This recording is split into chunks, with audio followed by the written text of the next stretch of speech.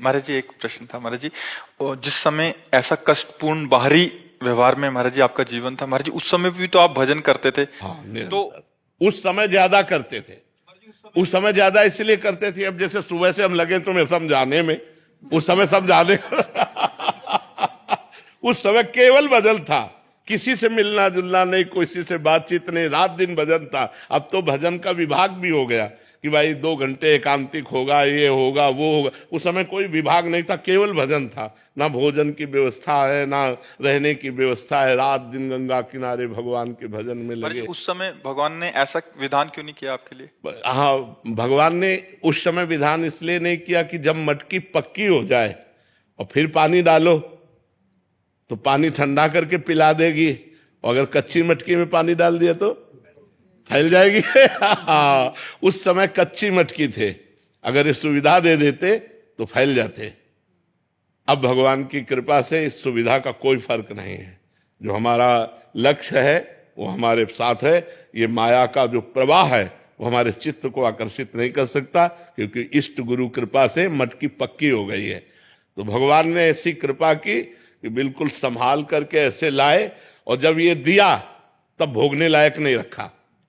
देखो कितने चतुर खिलाड़ी हैं। जब हम खाने लायक थे, जब हम भोगने लायक थे, तब भोग नहीं दिया, और जब भोग दिया तो भोगने लायक नहीं रखा। वो बड़े खिलाड़ी है, वो बड़े कृपालु है, कैसे जीव को बचाते थे। इसलिए भगवान ने उस समय नहीं दिया कि उस समय मटकी कच्ची थी। अगर विषय रूपी पानी डाल दिया जाता तो फैल सकती थी। आज मटकी पक्की कर दी और फिर उसमें भर दिया, तो अब वो ठंडा जल दूसरों को सुख प्रदान कर रहा है।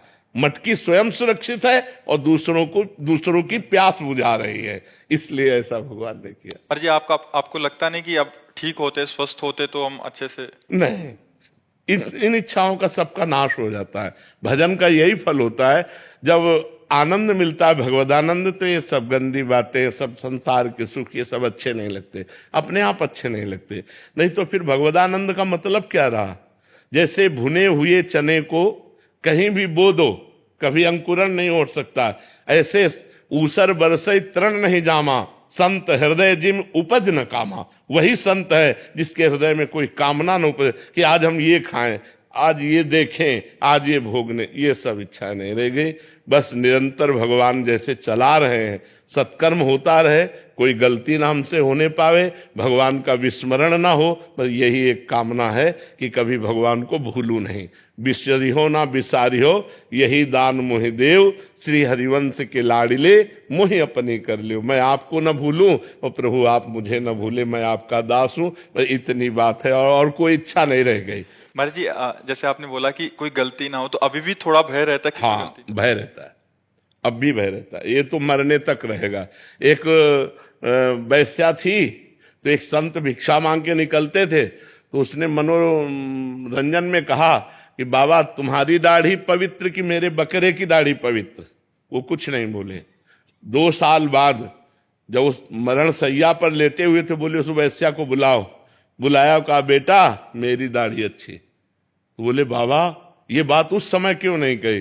बोले इसलिए नहीं कही कि कभी कुछ हो सकता है।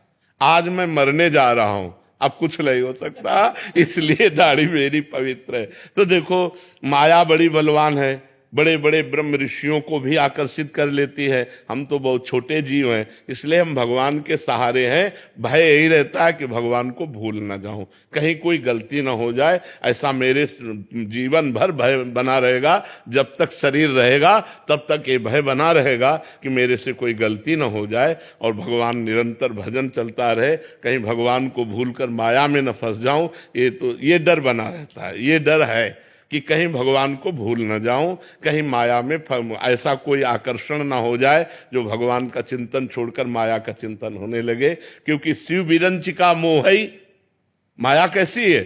शिव विरंचिका मोहई को है बपुरान, अस जिय जान भजी मायापति भगवान। ऐसी भगवान की माया की बड़े बड़े ईश्वर कोटि के लोगों को भी मोहित कर ले, तो अपने क्षुद्र जीव हैं, अपने मोहित हो जाए तो कौन सी बड़ी बात है। बड़े बड़े ब्रह्म ऋषियों को नचनी नाच नचा दिया। जो माया सब जगह ही नचावा, जासु चरित लख काहू न पावा। तो उस माया के आगे हम ताल ठोक दे, ऐसी बात नहीं। हमको डरना पड़ेगा कि भगवान आपकी कृपा से आपकी माया कभी हमको आकर्षित न करे और हम आपके भजन करते हुए शरीर पूरा हो जाए, ये डर रहता है कि कहीं वृंदावन न छूट जाए। अब कहते वृंदावन कैसे छूट जाए? मान लो ऐसी कोई भयंकर पीड़ा हुई, बोले चलो बंबई ले चलो, यहाँ तो अस्पताल है नहीं। हे भगवान, कभी हमको धाम न छूटे, नाम न छूटे, कहीं कोई ऐसी परिस्थिति ना, मान लो शरीर में इतना दर्द शुरू हो जाए कि नाम ही छूट जाए, तो नाम न छूटे, धाम न छूटे, कोई गलती न हो, ये बातें बनी रहती मन में।